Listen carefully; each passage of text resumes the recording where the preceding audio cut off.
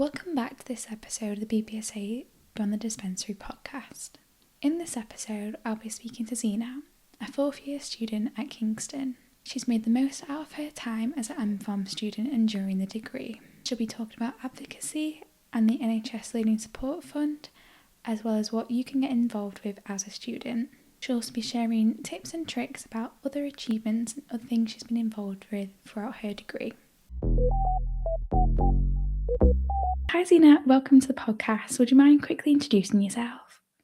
Hi, I'm Zeenat. I'm a final year pharmacy student, and I also have a social media channel known as Pharmacy. Yeah. Lovely. And how have you been finding the MPharm degree so far? A bit of a whirlwind, but I've just finished my last exam, so fingers crossed. Overall, I think the MPharm degree was, I think everyone perceives pharmacy to be a lot more easier because I feel like we get compared to medicine quite a lot. But I think actually doing the course, it is really intense.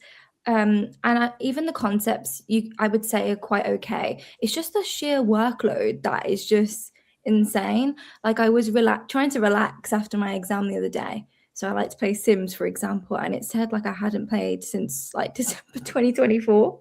And I was like, this is literally what exams do to me. But yeah, it's been really intense.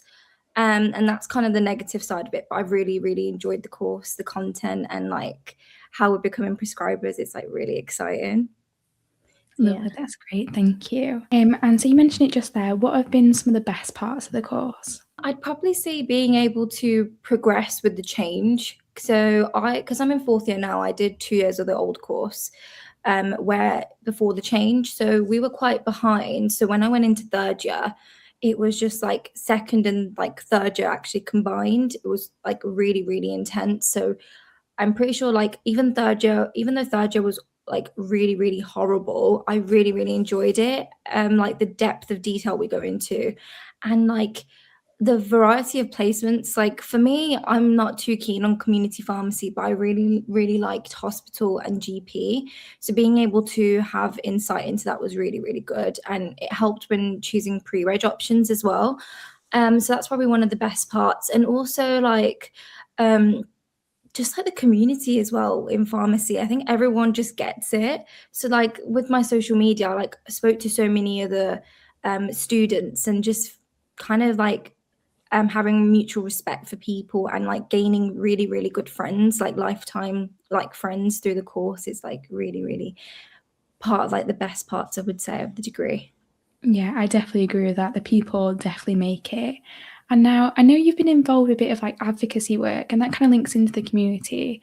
So I was just wondering, what does advocacy look like in pharmacy and as a student? I think with advocacy, it's a lot about awareness. I think everyone who's probably watching knows that I think pharmacy is one of the most misunderstood healthcare degrees there is. I don't think anyone really knows what to the extent that we actually can do. To like a little story was like I was in the Uber to go to my hospital placement, and the Uber driver was like, "What does a pharmacist do in a hospital?" And I was just like we have medicines in a hospital. So I don't think the general public in general knows what we do, but also along like side other healthcare professionals as well. So I think advocacy is really, really good in a way to just kind of promote awareness about the profession as a whole, but also within other healthcare professions as well. And like telling how like nurses and doctors what we can actually do to support them. So that's kind of what advocacy means in general, but within the degree as well, it's like supporting each other, like in the sense where I think it's really advantageous for like students to talk to people in the year above. So advocacy can also be within the cohort as well, supporting others, raising awareness to what is to come, what sort of careers are out there. I think it's probably one of the most important things in the degree as well, because I think everyone they're not really sure what to do as well. So it's just supporting each other, raising awareness, talking about the role of the pharmacist in different aspects. Yeah, absolutely. And everyone's got that voice, so it definitely is something to be heard.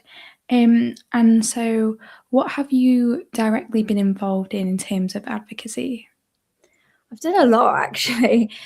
So my first, obviously, like it's in the title. I'm currently the IPSF Global Pharmacy Advocacy Campaign Coordinator. It's like so long. It's like the PPAC coordinator. So the IPSF, who's like kind of like the global organization with that is associated with the BPSA, we call that a member organization.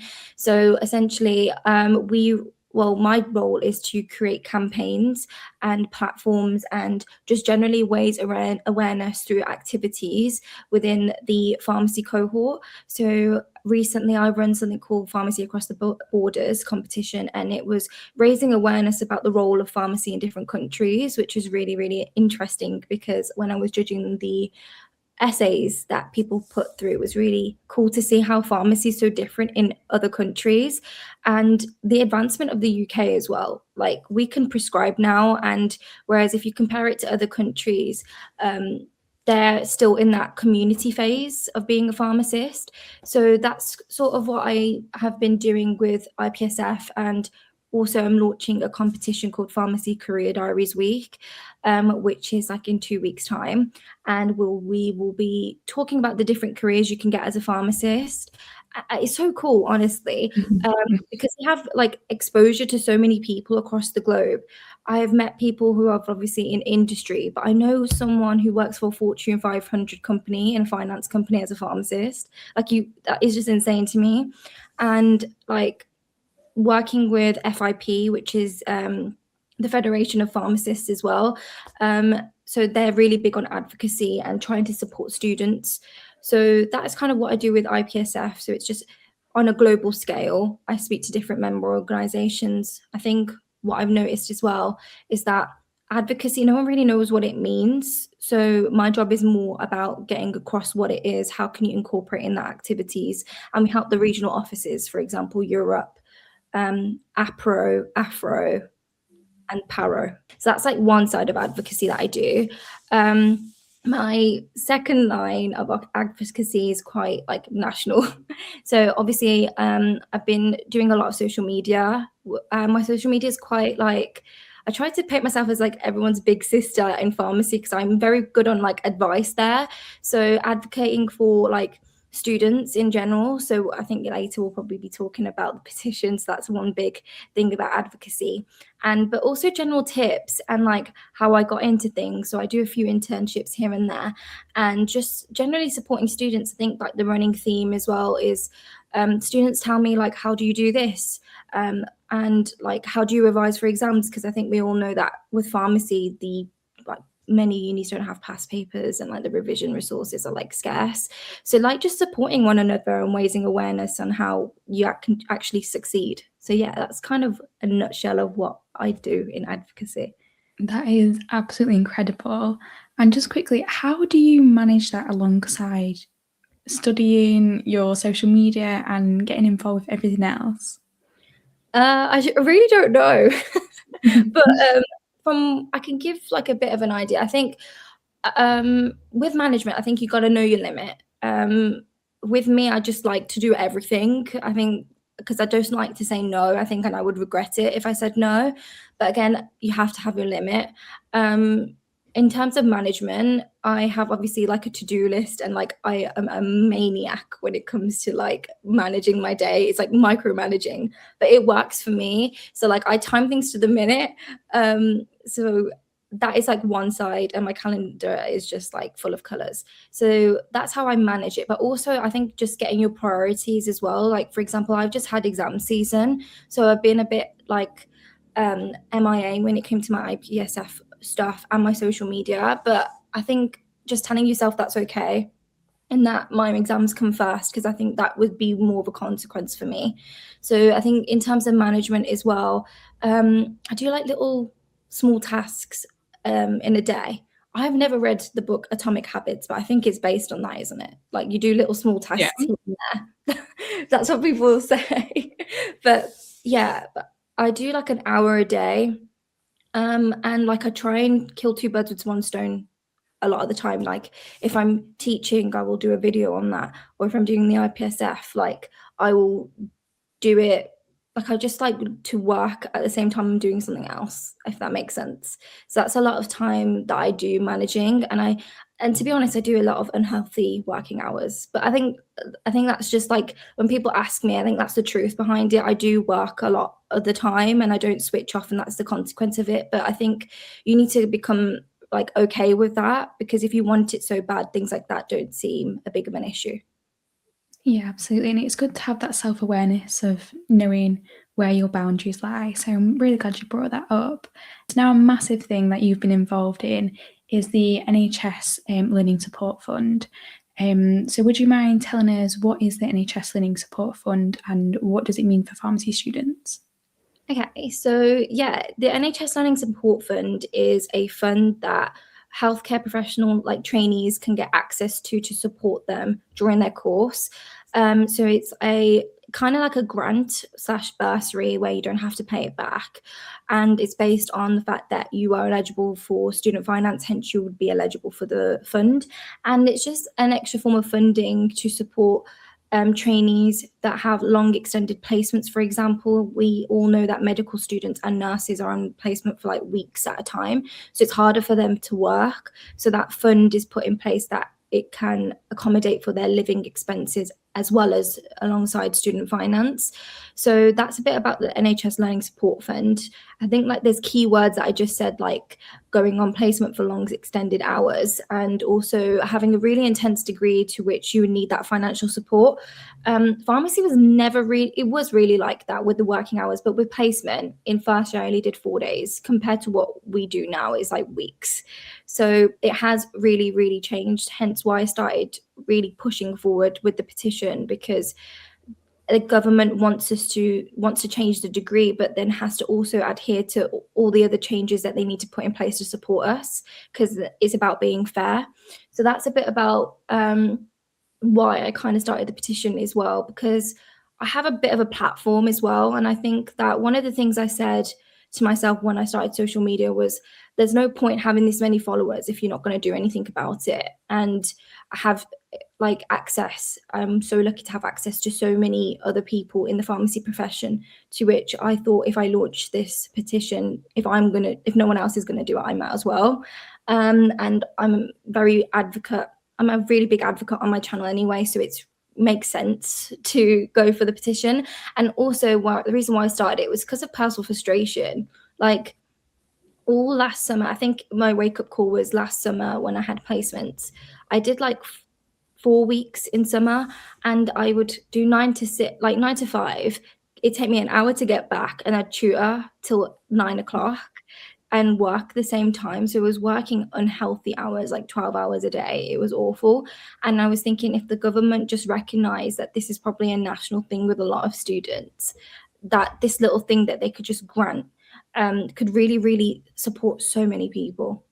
I've definitely seen students as well where I'm from when we get sent 20 miles away, 50 miles away, like you can be sent all across the country, especially in different rural areas, because I'm in Yorkshire.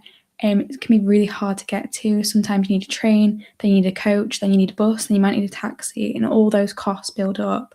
Again, like you said, if you're doing that every day for weeks on end, it does really build up. So if pharmacy students had access to the support fund, what would that mean and how would it impact them? I think it's such a positive impact. I don't really see a negative. Obviously, I think it's up to £5,000 they can get. But also it also takes into factors of the pharmacy students. So a lot of pharmacists that you may know are mature students who have children. So they could get extra support with childcare as well, getting extra grants through that. So I think that's so amazing that that is a thing.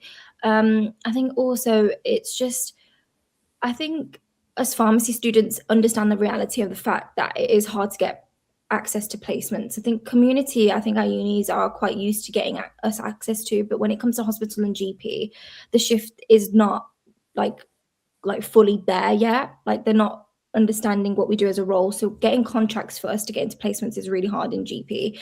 So I don't think we mind traveling, but it's hard when you're taking things out of your own pocket, and with the circumstance that we are all kind of like broke at the minute.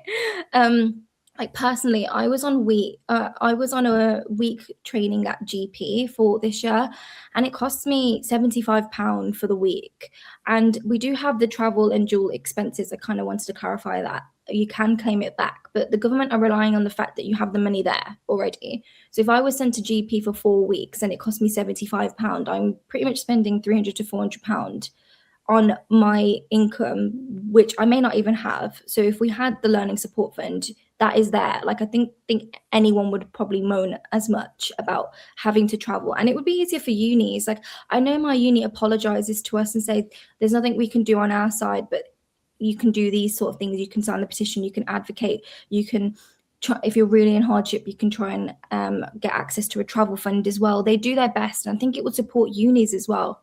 And also, we would feel a lot more, it will just take a lot of stress as well. I think it's not just about placements, but a big thing as well with pharmacy school is the hours. Like, it's 9 to 6, 5 days a week. And when you're not in, and that day off that you get, you're studying. And it's really, really hard to work and do things like that at the same time. I started working in first year, and I was doing 9 to 6, 5 days a week, and then working the weekend. So you're doing 7 days constantly, and that's just not sustainable for 4 years of your life. And then you get into barriers of mental health and support. So just giving that grant can solve a lot of issues for students within the pharmacy cohort. Are there any certain misconceptions about the travel fund or the travel expenses? I think people don't know actually what it is. I think it gets misconstrued with the NHS bursary a lot of the time. There's a bit of a difference. I think also the misconception is that why weren't we given it before, to why should we get it now? I think people don't understand that it has been a drastic change, and I think communicating that is a big thing that we need to start doing. So I tell a lot of, I just made a video recently about the PDA doing an MP toolkit, where it kind of makes like a formatted email that you can send to your MP. I think that's really important that people do that and get a response from their MP, and that MPs are aware about the struggles and challenges of a pharmacy student. So another misconception is that we have to explain this to the pharmacist. Now, the petition has like nearly 7,000, it's like 6.5, which is really, really amazing. But to get to 10, there's only around 10,000 pharmacy students in the UK, to which we now know we need to adhere to pharmacists to sign. So explaining the change to what it is now that we do to pharmacists, I think that's a big misconception. I don't think people realize the change, realize what the NHS Learning Support Fund is, and also that people actually thought we already have access to it, because they see, oh, nursing has access to it, radiography has access to it, and like dental hygiene. So why doesn't pharmacy? So I think it's just like we need to shout a bit louder about what the issues that we are facing. Yeah, definitely. And other than your own experiences, have you had anybody approach you and share their story, or had any other experiences with the travel fund? I know a lot of people who are parents who are really struggling with childcare at the minute, because it is really expensive, to which they're having to rely on family members. If that wasn't the case, then they could afford for nurseries and things like that. A big thing is obviously with students who can't afford, they're having to go to the uni, and the uni's having to rearrange their placement, but to one that's a lot closer to them. But even with that, you need evidence, because it's really hard. You need to prove to the uni that your case is valid. So sometimes it may not be valid enough for the uni, to which you have to just bite the bullet, because you can't pass the next year if you haven't done the placement. So at times, I think a lot of students are frustrated, because it's like you just have to bite the bullet to pass the year, and it shouldn't be the case at all. I know a lot of students are missing their education, like missing lectures to work, and that's really, really sad, because I think you just go into a bracket of like socioeconomic issues, where students are having to miss their education to go and work and get a living. I think that is really, really unfortunate, and I think it's really important, because you need to level the playing field for everyone. And it's kind of sad to actually see that you think at our age, you have your blinders up and you think everyone has access to education and stuff like that. But when you go into the nitty gritty, even at university, you think you're a bit older so you can afford it. People shouldn't be having to sacrifice their education and to work when there's things in place that could happen from the government side to stop that from happening. Absolutely. Again, I couldn't agree more. You perfectly like summing it up. So what are the next steps forward? Obviously you mentioned the petition. Are there any other things that we can be doing? Yeah, so the petition's closing off soon, so it was 6 months. I think the next step is obviously signing the petition, getting family members to sign it, really put it everywhere, like as much as you can. Like I put it all over my social media. I'm going to try and do more videos as well about it.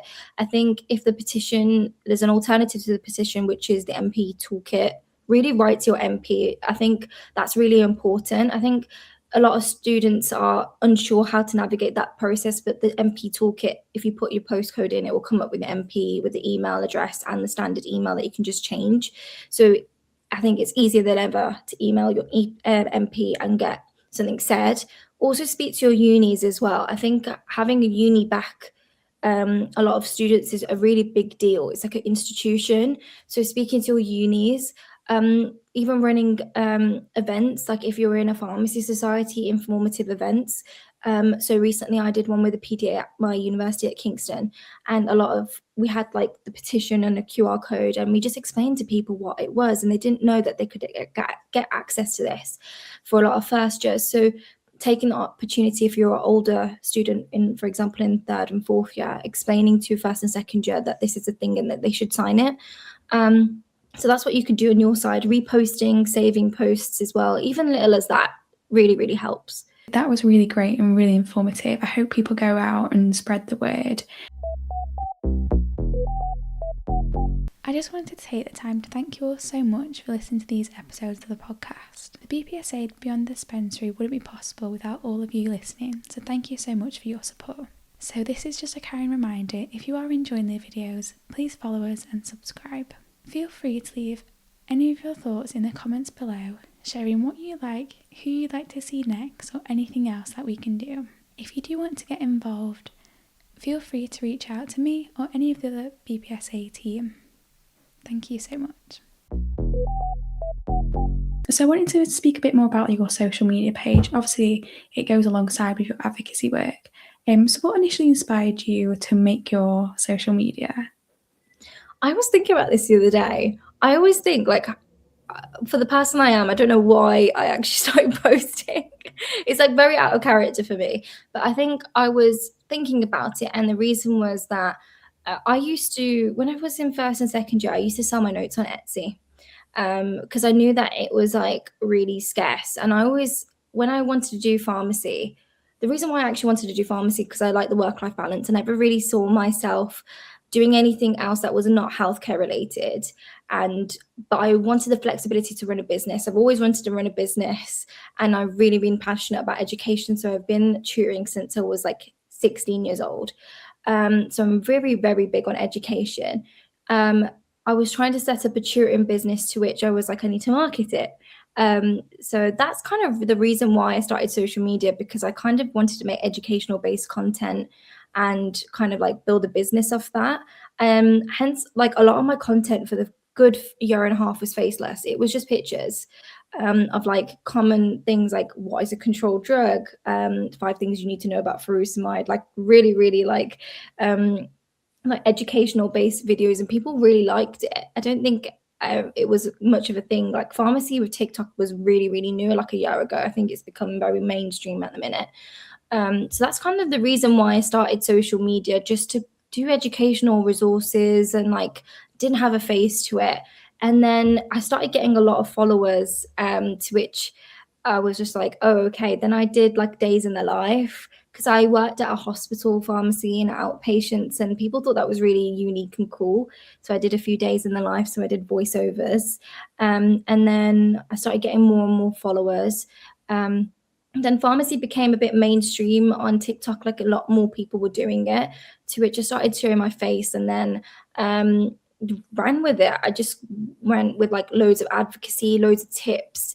A lot of students would message me, for example, how to get into pharmacy school, how do I revise for this, like, because I take pride in my grades a lot of the time, to which, like, touch wood, I haven't failed an exam yet, and I like to do quite well, and I just share how I did that, especially with pharmacy. There's no like with the way that it is with A level and GCSEs, you have a lot of people and a lot of teachers to guide you on how to get good grades, but with pharmacy there isn't. It's like very, very independent of like what to expect. So that's the reason why I kind of started social media, because I just wanted to help people, essentially. I didn't really think that I would slam my face everywhere and be speaking to a camera. And if there's anybody out there who wants to set up their own social media or wants to start a new thing, what advice would you have for them? I'd probably say just go for it. I never really saw myself again doing pictures, posts, and videos. But just think about how many people that you could help. I get really, really lovely like messages from people all the time saying that their video helped them get into university, like the university of their dreams. And my tips, for example, helped them pass their OSCE. I was in like a meeting the other day, and someone recognized me in the meeting, was like, they've been watching my OSCE videos. And it's really, really rewarding when you appeal to the right people and you're supporting people. I think that's what keeps me motivated. And also just making the use of it's fun. Like when you get into it, like at the minute, I haven't been having like a bit of a rest from it. But like once you get into it and like get into the flow of making videos and ideas, it's just like really, really rewarding and really, really exciting. So if you had that thought, it's easier than anything. You can download it on your phone. It's easier than ever these days to get into social media. So go for it. And even the pharmacy like creator community is really, really lovely. You can speak to so many people and gain a lot of advice from other people, and they will support you and give you like an amazing insight of what pharmacy can entail. So it really does help with networking as well. So if you ever consider it, why not? What's the negatives? Yeah. That's great, thank you. And thinking more about the study side and being a student, what's the one key skill do you think pharmacy students need to get through the degree? I think you need to have resilience, honestly. You will get like thrown down a lot of the times, and you'll be craving to like burn out. I think I always thought this year, I think that was the only thing that pushed me through, resilience. I always thought that like fourth year would be a lot more easier because it's your dissertation year.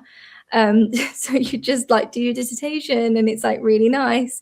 But no, I had like weekly exams where we were getting assessed, which were like 10% of our grade alongside my dissertation, to which I don't know why I picked the ethics approval one. And then I had like, by January when I had to submit my dissertation, I was like, why is it in January? Why is it not in March? I was like, normal degrees are like due in March. Why is it so quick?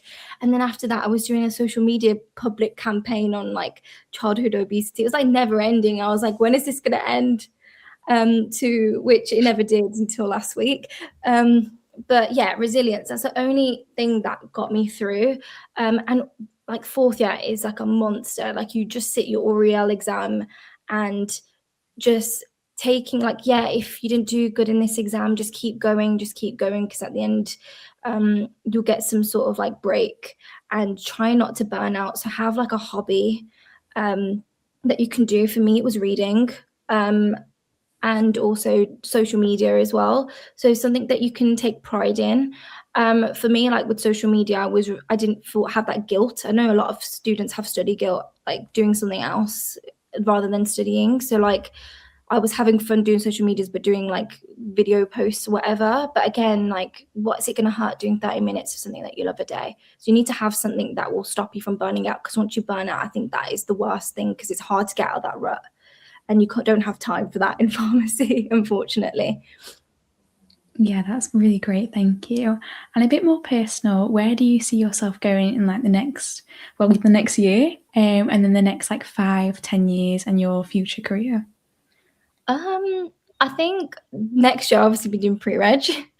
And I don't know, with me, a lot of pharmacy students are very like, were like overachievers in A levels and GCSEs. And when I associate myself with an overachiever, you think you very much know what sort of path that you always wanted to take. I'm going to do this by this age and this by that age. I was always that type of kid. And then now I realize it's okay to not know what you want to do. For me, because I don't know what I want to do in the future, I'm like leaning between like GP and hospital. This is the thing. Like I've decided I'm just going to do my pre-reg and kind of see. And I think with that, in 5 to 10 years time, just try and get as many access to opportunities. There was one day I woke up and I thought I wanted to be a pediatric oncologist, just a bit like specific. But like I found an internship at BOPA and I was like, okay, I have this down, so if I want to go into that, I can do that. If I want to do pharmacy education, I have my social media and I have a pharmacy tutoring business, so I can do that. I have GP experience, I have hospital experience. So this is the way that I sort of think. So if I don't want to, in 5 to 10 years time, I kind of hope that I'm working as a pharmacist. Prepare that BPSA exam, possibly in hospital or GP, but I really want to kind of work on my education business alongside that. So that's kind of like to answer the question. But yeah, if you don't know what you want to do, just write down everything that you're interested in and then try and get experience with them. So if one day you kind of know, then you know, thank God 5 years ago I did this to kind of get me into it as soon as I can. So yeah. And if someone is wanting to, say, like doing an internship or secure a part-time job, have you got any tips for anyone who's looking? So for internships, I looked on LinkedIn. I was just scrolling, and also don't keep it limited to pharmacy internships as well. Like apply for like tech ones as well, or marketing ones. So you can, like, pharmacy is very much transferable skills. So even just getting an internship and working in the summer and doing something different is somewhat beneficial. So start really like niche in pharmacy, and if you're struggling, try and branch out and even try and get something to extend your portfolio. In terms of part-time jobs, pharmacy is a bit difficult because I always like don't need a job during like this time of year, and then when the degree's finished, I think everyone's just like, I need to get a job. So like for me, I would email pharmacies and tell them, hey, I'm a student. I have an MBQ level 2, so it's a bit easier for me to dispense. But I was like, I have this, and this. Would you mind me working as like during the summer for you guys? And that's what I did last year, and it worked. Tutoring as well is a really, really big thing. So we are really, really smart people if you're a pharmacy student. So yeah, getting into tutoring. So that's one thing. And also, yeah, I think with pharmacy, I think no job at all is more of an issue than having a job. So if you really, really want something in pharmacy, yeah, then try and email. But if you can't, even getting a job like as a receptionist somewhere is still something that you can add to your skill set, because it's people skills, right? So that's kind of how I think of things. I could try and to think, if I can't get something in this way, let me try and do it, and then I can kind of manipulate that in job interviews. So it's better than nothing. That was great, thank you. And I know you were a locum dispenser during your time as well. So would you mind maybe sharing a bit of your experiences about that, or what you've learned from locuming? Okay, so I get a lot of DMs about locum dispensing. I think a lot of pharmacy students think that's advantageous because you can just go and take a shift whenever you want. So to get into locum dispensing, I always say to students, like, don't do it in your first year. It's too overwhelming. Like, you don't, even though you know around how to dispense, you just need to like get that confidence in yourself, because you're representing yourself when you're a locum. You don't have like the uni, some like a placement where the uni can back you up. It's like your own sort of representative. So I always say, like, leave it till like second year at least. A lot of a lot of pharmacies do like an MBQ level 2. You're not obligated to do that. I just got one because I used to work at Boots, so my manager was like, if you're staying here, you might as well just get one. But you are allowed to be a pharmacy dispenser as a pharmacy student. And you can get smart cards, but even those are not obligated. I think students get confused with locum dispensing about where to look. So you look for like a locum agency. Good ones are like Locate a Locum and Locum Prime. They're good ones that normally students go for, and they're really good. They can like support you, and then also just emailing pharmacies as well, say, hey, I'm a pharmacy student, can I pick up shifts every now and then as a locum dispenser? So that's kind of how personally I got in as well, because it was beneficial for me, because I live in London, obviously, because I go to Kingston, but I'm originally from Birmingham. Maybe the Birmingham accent is probably evident. So it was beneficial for me to kind of like do locum dispenses, because sometimes I would get locum shifts here and then I'd go back home for the holidays and then locum dispense there. So that's kind of how I got into it. Was obviously I left my boots job, then I was like, I've got this dispensing qualification, can I start locuming? And then it was quite quick there. You just sign with any agency and then they support you. So yeah, that's how I got in. Brilliant. And obviously you mentioned you're going to be a trainee next year. So I was just wondering, how did you find the Oriel process? And have you got any tips and tricks along the way, or any key elements for your Oriel application? Yeah, so I always say to students, don't start stressing until like August. And also the Oriel website is awful. Can I just say that? Like it just breaks down all the time. Like the amount of times I just was like, no, it takes ages to load, but give it time. There's a lot going on. I think have in your head when you start going into Oriel where you want to go.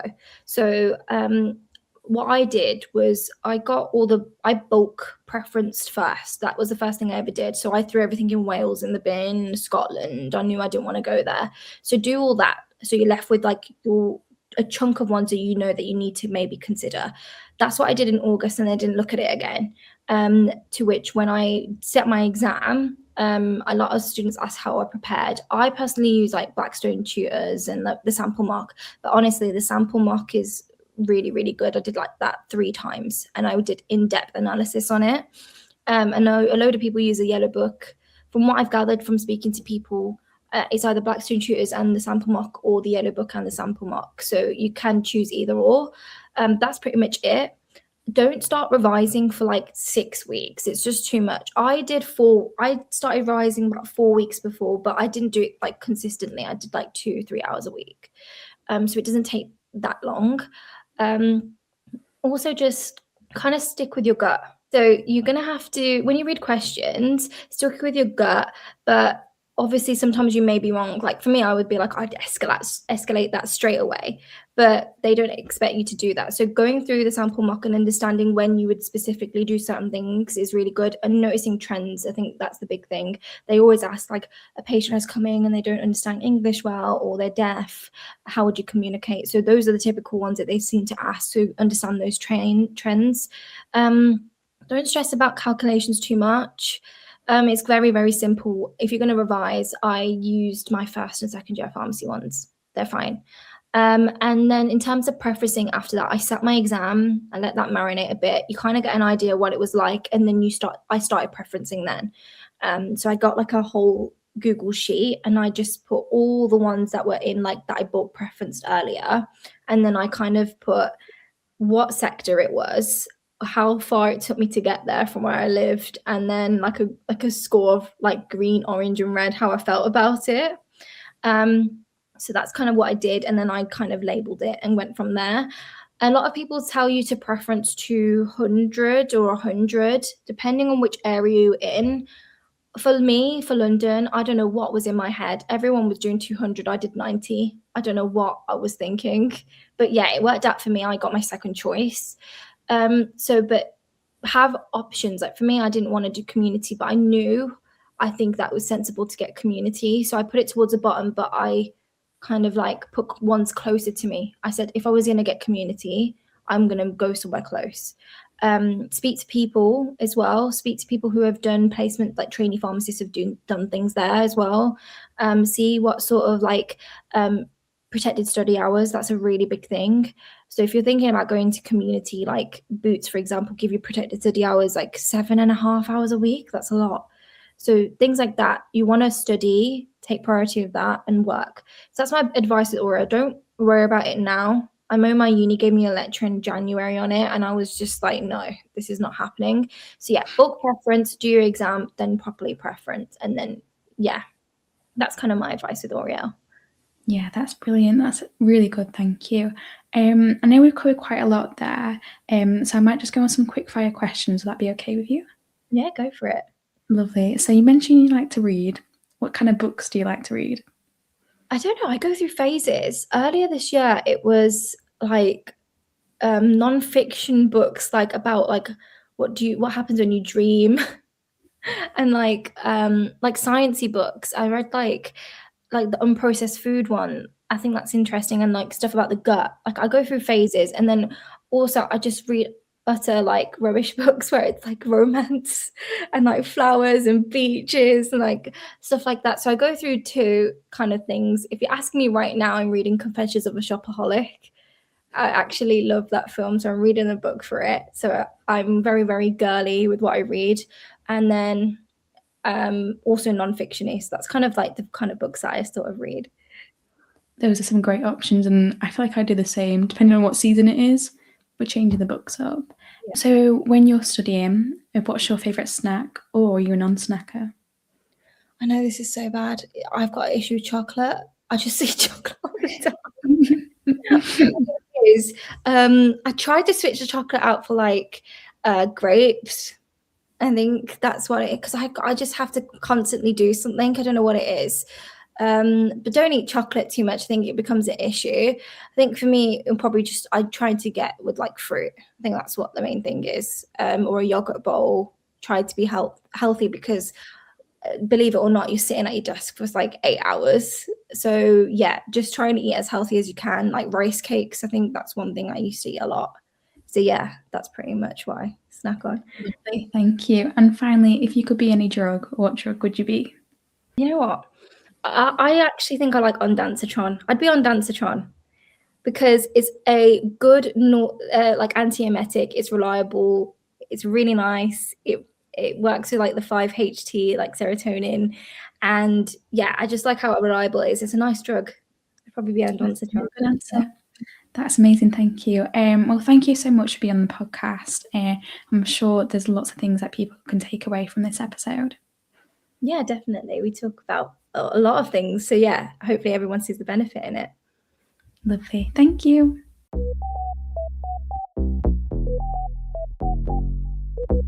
Thank you all for listening to this episode of the podcast with Zeenat. She's shown us that anything is possible as a student if you put your mind to it, have the determination and the passion. You can take advocacy to the next level yourself as a pharmacy student and a trainee. It's always possible to make the most out of your degree. See you next time as we go further beyond the dispensary.